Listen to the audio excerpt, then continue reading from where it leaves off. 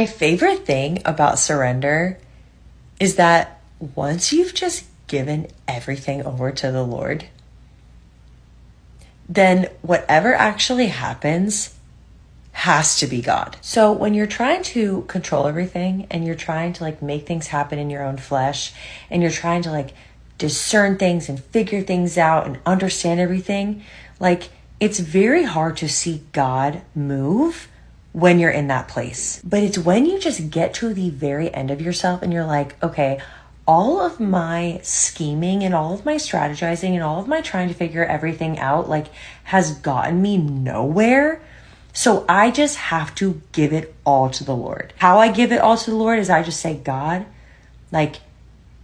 all of this is yours, and I'm not attached to any outcome with any of these things.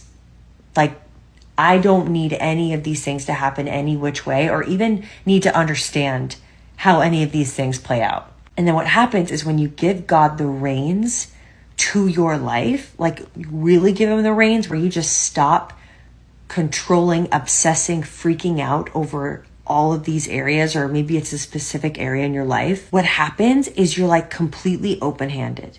And because you're completely open-handed and you're not attached to any outcome, then you just get to ask the Lord to lead you. And then you get to ask the Lord to have his way in your life. And then you just get to wait and see and watch what he does. And then whatever you see God do and however you see the Spirit move, you're like, oh, that's what God wants. Because you're seeing these things happen and you're surrendered, it's showing you that it's God moving and it's God leading. It's God leading your life, not you trying to figure everything out. Oftentimes, I feel like God waits to open doors and bring crazy breakthrough.